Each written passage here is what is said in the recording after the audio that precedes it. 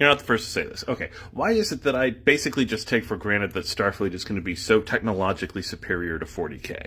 And the answer is that basically every comparison that we are given between the two franchises tells us that that's going to be the case. Point the first, in 40K, most weapon systems are either projectiles or lasers. There is some plasma, there's some psyker-based shenanigans, but basically you're dealing with heat or bullets. And we know from a direct quote in canon that lasers and bullets are ineffective against Starfleet's navigational shields. Those are the weak ones that they use to protect themselves from meteorites and stuff like that while traveling around at warp speeds. At the same time, we know that those same lasers and bullets are effective against 40K void shields. Meanwhile, the weapons used in the Star Trek universe, torpedoes, disruptors, phasers, are effective on shields that are orders of magnitude stronger than the navigational fields. So a weapon that's capable of breaking through a Starfleet shield is going to go through a void shield like a hot knife through butter. It's also backed up by power supply. Vehicles in 40K are typically powered by nuclear power. Some of them are even powered by promethium, or as we would know it, gas.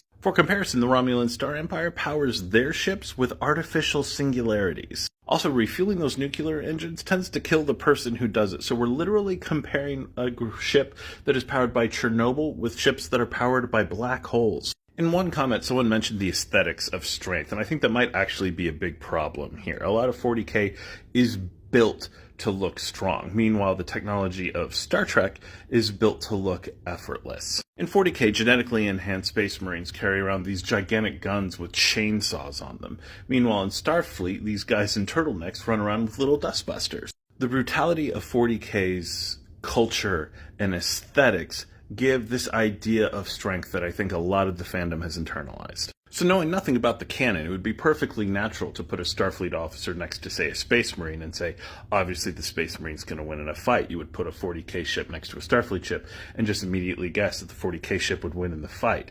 But we do know about the canon. We are capable of comparing the technology levels, and Starfleet would just wipe the floor with them.